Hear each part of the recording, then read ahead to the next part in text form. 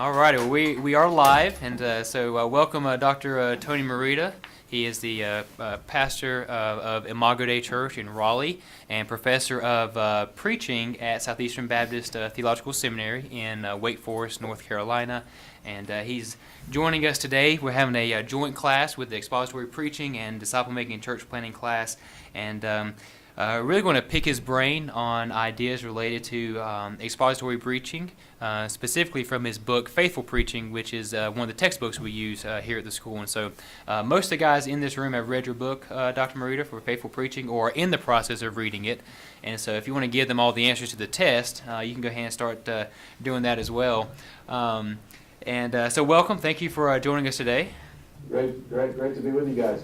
And to kind of give a quick little bit of rules as we go through, we're going to go until 2:50, and we want to have plenty of time for you guys to ask questions. We've got some guided questions that we have sent to Dr. Merida from his book, and so we're going to essentially, once we get started, Dr. White will ask some of the questions, and then at any time that you have a question that you would like to ask that fits within the conversation, we just ask that you do raise your hand so we can recognize you and get you more directly in front of a mic. And so the mic that is right here in front of Joe, that will be the mic if you do have a question, unless you're sitting here, and then we'll move that around as necessary.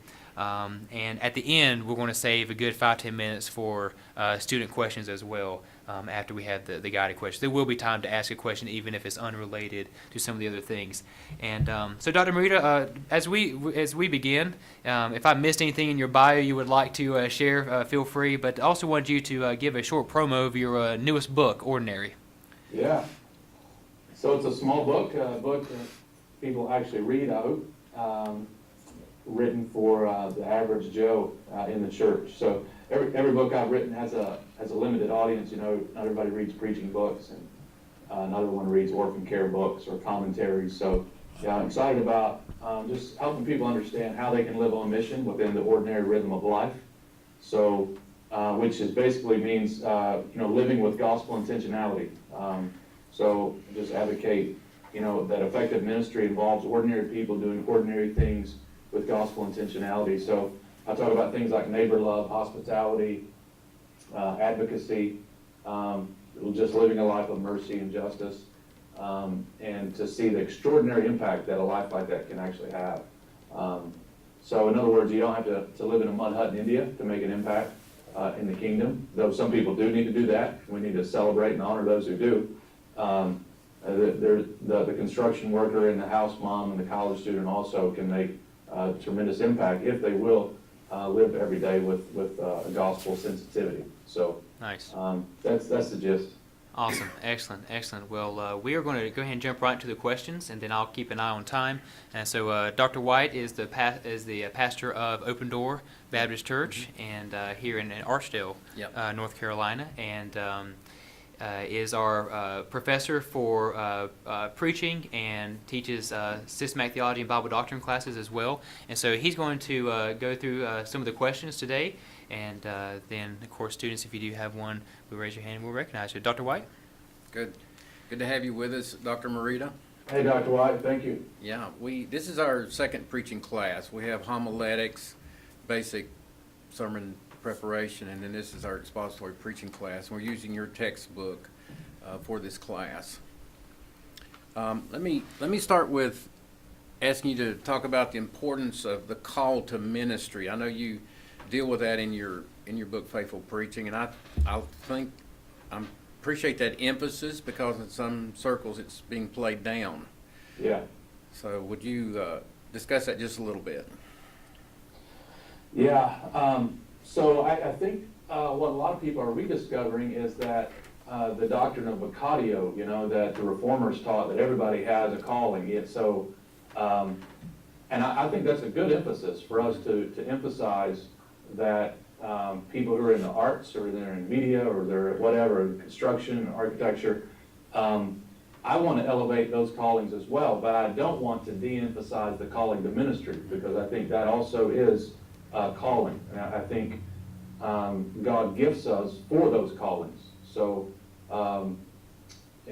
Spurgeon spends a bit of time in that in lectures to my students talking about If you don't have the gifts and abilities to preach, you're probably not called to do it, because God, seems to give people in those particular areas. Those callings, I think, are, for the good of the body.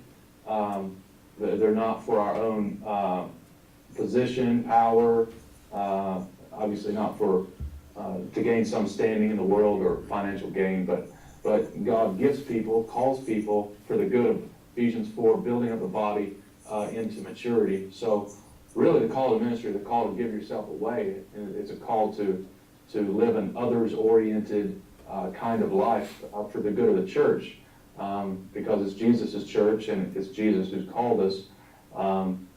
So with a lot of students come into our seminary, we could talk more about this if we need to, but just they're wrestling with where and how should they express that calling. They come, generally speaking, with a call to some type of ministry to the Word, and that's sort of the general calling that I, kind of lay out there. Is you sense a call, you don't know in what capacity that will be, and that's not the biggest issue right now. But rather, if you sense a call to minister the Word for the rest of your life, what you need to be doing is simply preparing yourself for that, studying the Scriptures thoroughly, walking with God, and I think all of the details will work themselves out.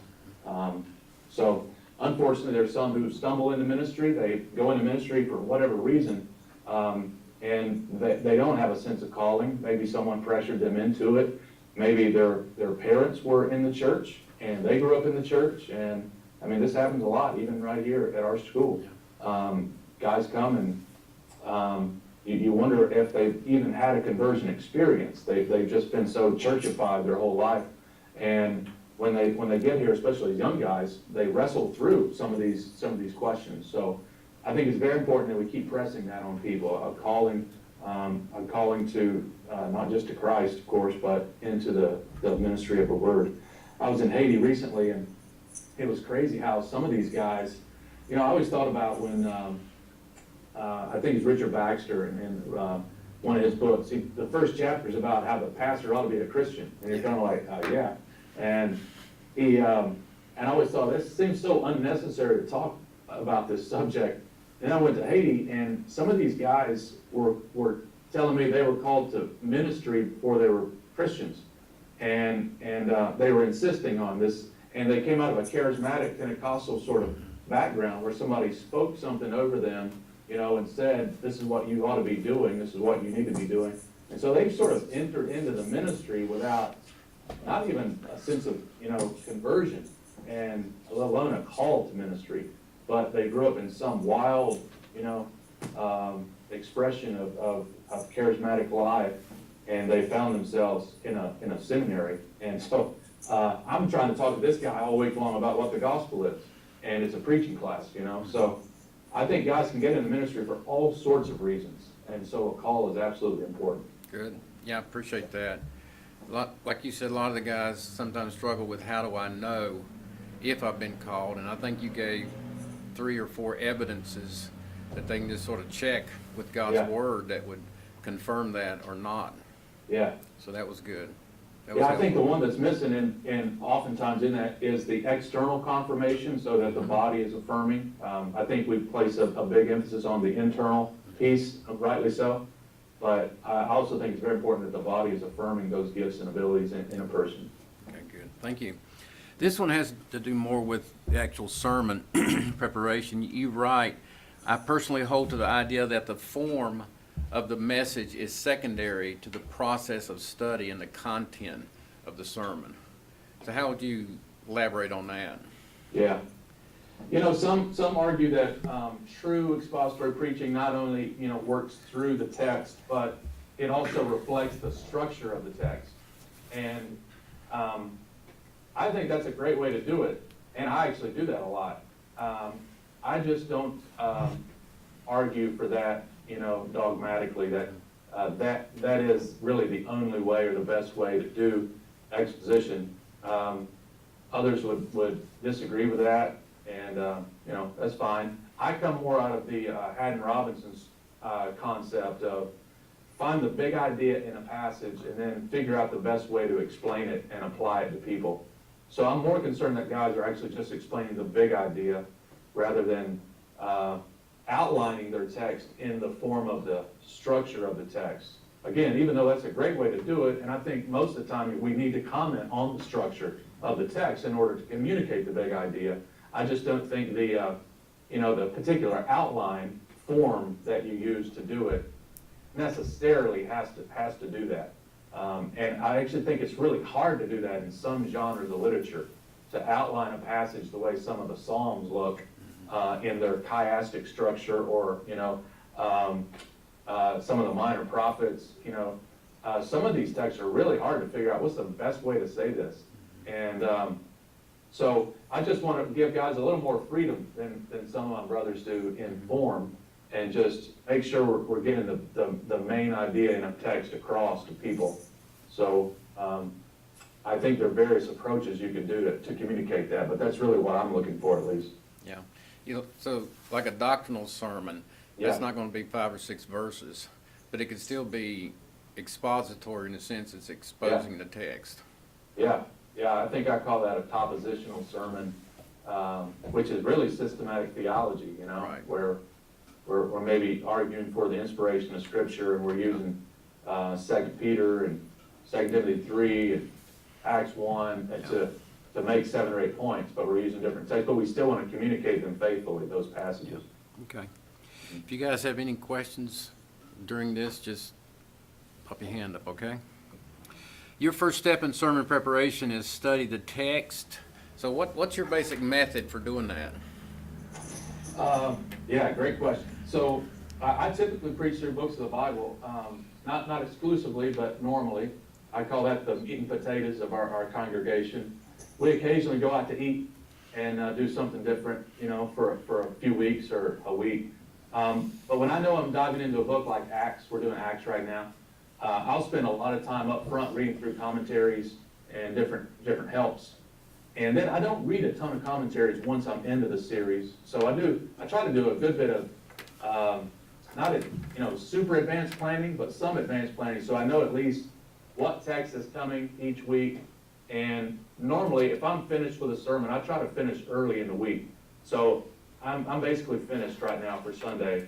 I'll start reading ahead a little bit for next week, because what I like to do is by Monday, get on it and know where I'm going, rather than starting from I don't know what I'm doing on Monday. That's really just because I'm very busy, and I don't know what a week's going to bring with a job here at the school and pastoring 5 kids and everything else I'm trying to do, watch college basketball. I've got to get my work done early. So I like to leave that buffer of time. So when I'm on Monday, it's basically into the text. Normally I've thought through an outline, and I'm really just trying to, at this point, unravel questions that I don't have answers to yet. So I've already done the observation step by Monday normally, and I'm really into interpretation, and I'm trying to dig into any issue of what does verse 38 mean, and then I will return back to the commentaries to do to get some help on some of that stuff, and then once those questions are answered, I'll begin to kind of flesh the sermon out and begin to compose it. So it doesn't always work the same way, as you know. I mean, it's easy to write these things on paper, but life happens, and sometimes it's Wednesday before you're on it or whatever. But I generally like to be ahead of the game a little bit before Monday, but I'm not as crazy advanced planner as some of my friends are, and they got sermons written 2 or 3 weeks in advance, so I can't do that. Okay, good. Your second step is identifying what you call a main point of the sermon. Mm-hmm. And I told our guys that I really like that versus the proposition, calling it the proposition, because you can actually use this when you're preaching. Yeah. This is the Yeah. main point of my sermon, and the audience will understand that.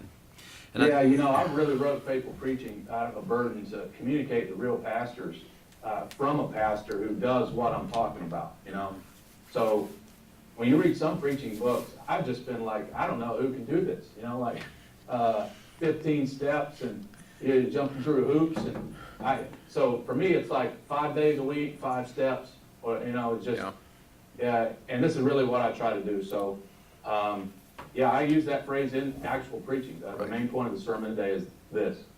If I say proposition, I know my kids won't understand that, but I think they can get the main point of a sermon, you know? Yeah, you talk about the importance of that too. I think just about every homiletic writer stresses the one theme or whatever you call it as being really important. Yeah, yeah, yeah. Big idea, proposition, CIT, different nomenclature. Right, okay. You also give 10 approaches to sermon outlining, and I think you mentioned that you prefer maybe one or two of those, but I thought that was really helpful, just for no other reason to give variety to your preaching, Yeah. so you're not in a rut when you Yeah. preach each week. Yeah, yeah, I like to avoid predictability, you know, in preaching, even though I think everybody's gonna have kind of a style that's somewhat, you know, expected. But those approaches have been helpful to me, especially in like narrative literature. I don't want that really to sound the same way as coming from an epistle. Right. Want to kind of do some justice to the genre. But the approaches I tend to like are those that I can preach without notes, because I like to prepare early. This is another reason I like to get started early is I try on Friday and Saturday to internalize the sermon manuscript. So I basically could just do it, you know, in 30 minutes without looking at much at all. And some of those outline approaches are easier to preach without notes, I think, like the keyword method, you know, 3 truths or 3 facts or 5, you know, whatever, those key words, and those tend to be easy for me in my head. You've got 3 or 4 of those, and you got to explain something, illustrate, apply something in each one. You just do the math, you know, 3 times 3, if you got 3 points, that's 9, you know, and 5 minutes on each, that's a 45-minute sermon.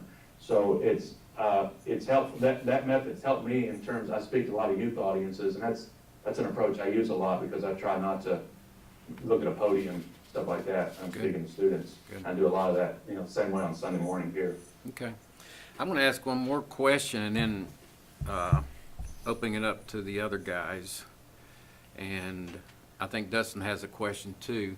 And if we need to, I can come back with some more questions. But I tell our guys, and I experienced this myself, that getting good illustrations is one of the hardest parts of sermon preparation. Because I can go to commentaries and get explanation, and I can think through the application part with our people. But getting good illustrations is really hard. Do you have a method that you do that? I kind of do all the above, I think, on illustrations. So I read a good bit. I take my son, he goes to school 30 minutes from home. We leave at 6:45 every morning now. And I listen to 2 sermons every morning, normally, at least one. You know, I find some gold in some of those sermons, and you do that 5 days a week, you hear a lot of sermons. So I try to listen to whatever I'm preaching on and maximize that commute. And it also helps my son and I just talk about the sermon coming up on Sunday. Then I have a bunch of kids, so illustrations around the house come regularly. And always just noting them. I've learned to ask permission to the kids, you know, if I can use them. I don't want their life to feel like a constant sermon illustration.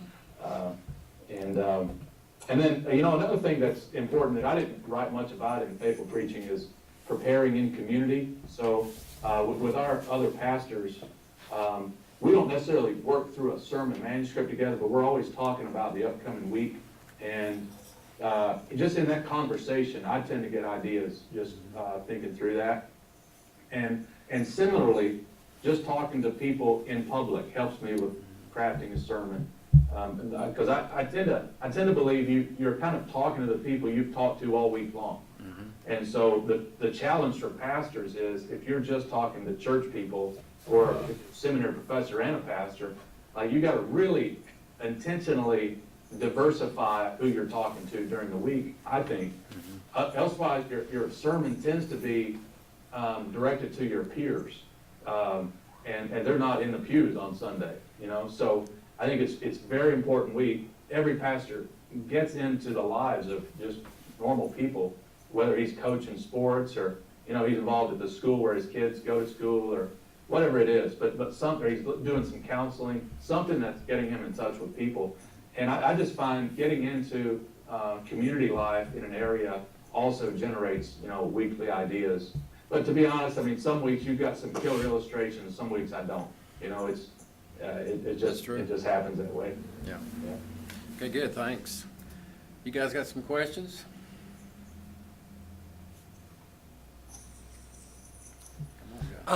Yes, I'll ask one kind of pertaining to illustrations, I guess.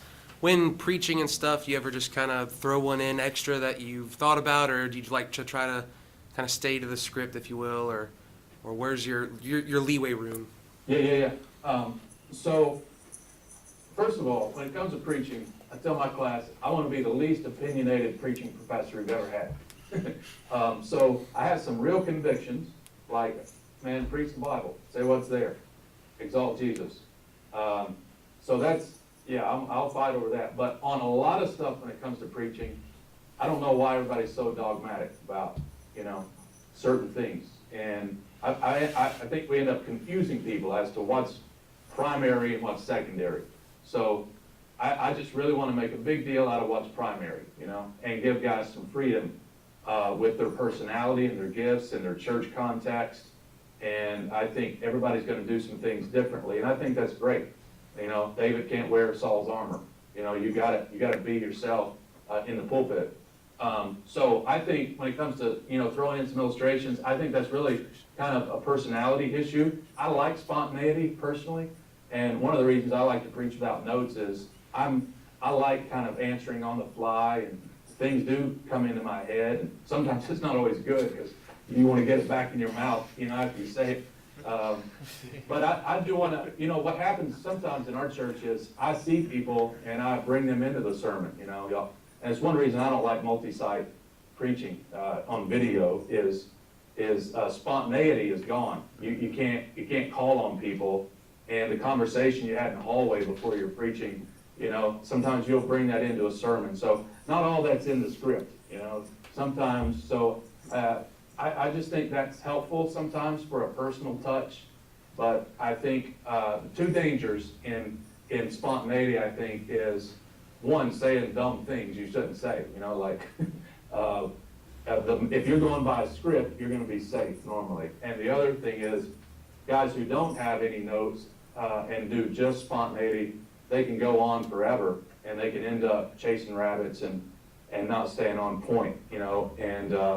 So I think if you're in a context where you're very strapped for time, that manuscripts might be really helpful just to make sure you're getting through what you need to get through. So, in other words, I like to make up some stuff on the fly, but I also realize there's some dangers there. All right, thank you. Yeah. I wouldn't make up, exegesis. I wouldn't make up, the heartbeat of the sermon. But yeah, an idea, a joke or a statement to a church member. I mean, that stuff happens. Yeah. Good. Good question.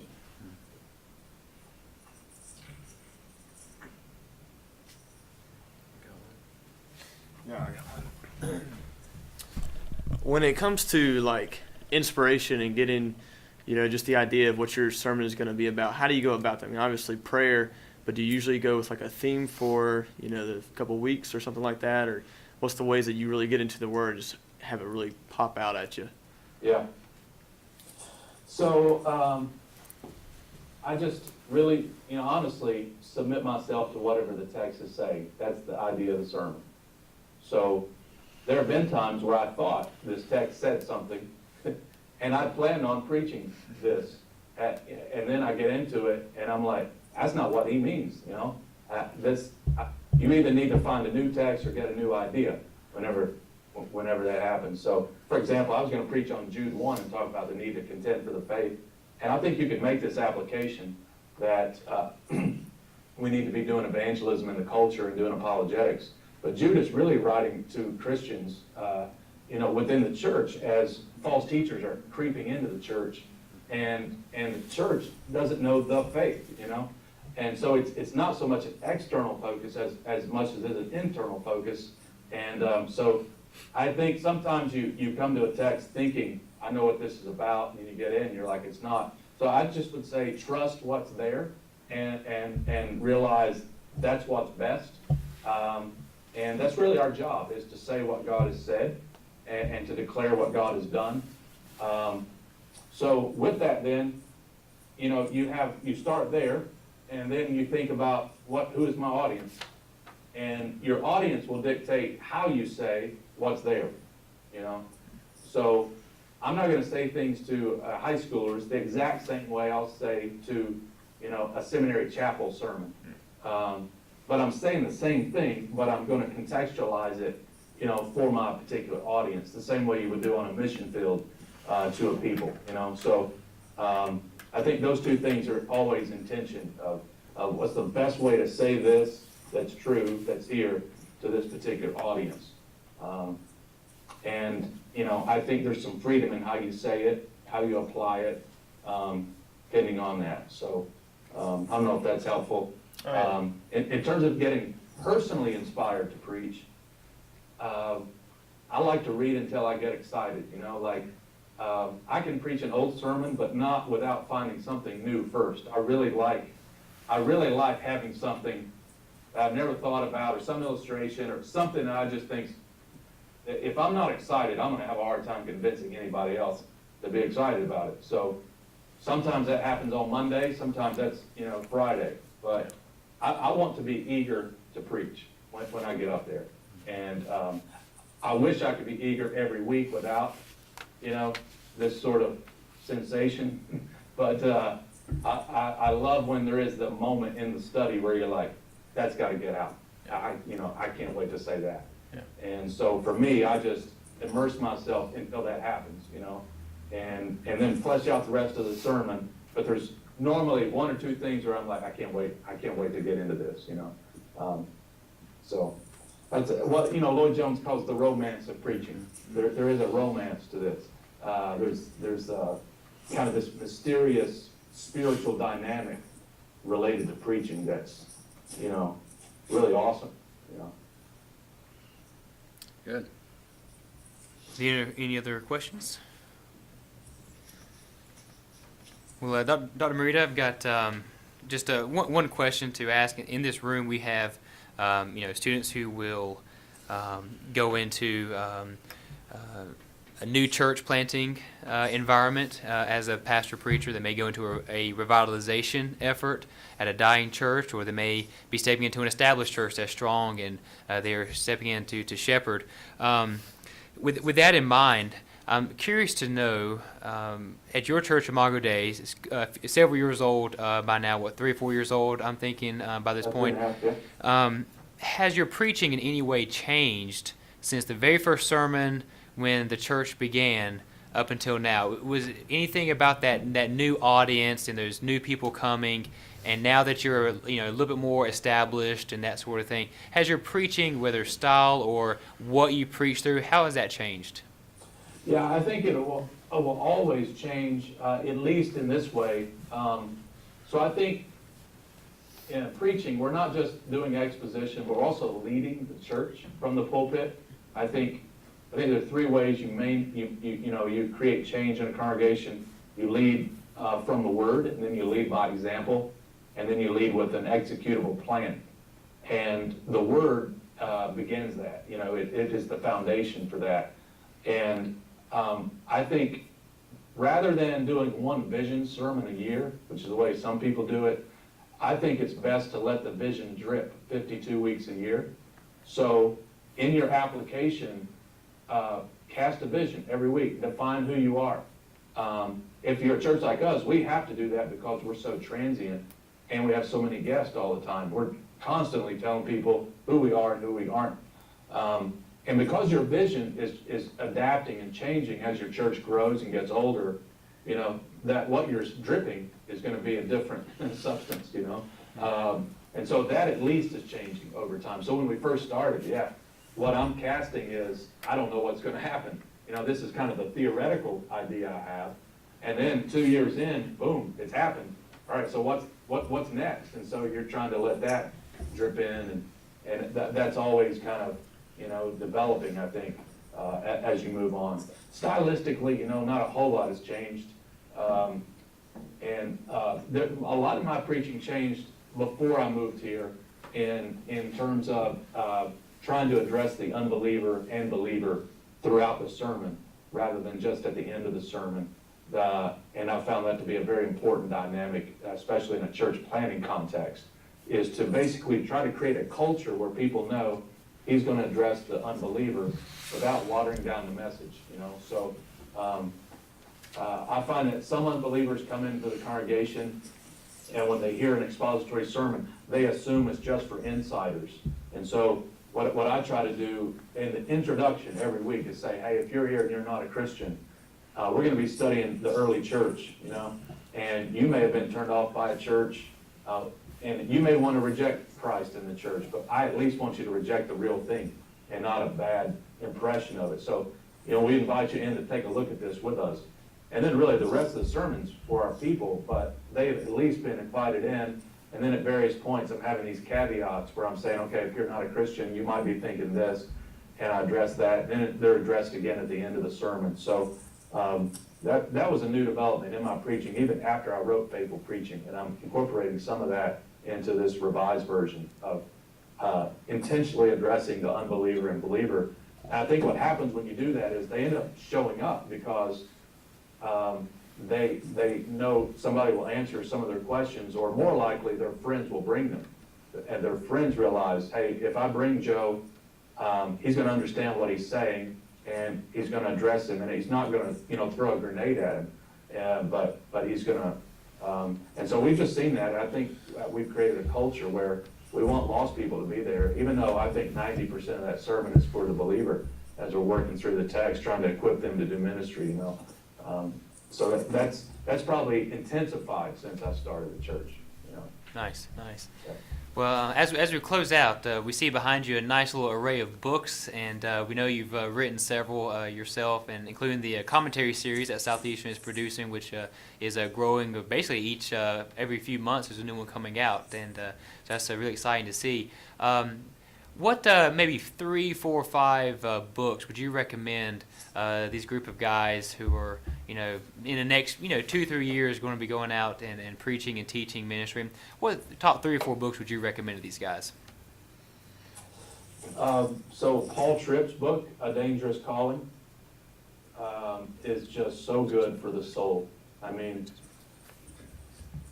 it is just so good for pastors because he's really addressing pastoral dangers, pastoral sins, and I mean he has filleted me and caused me to.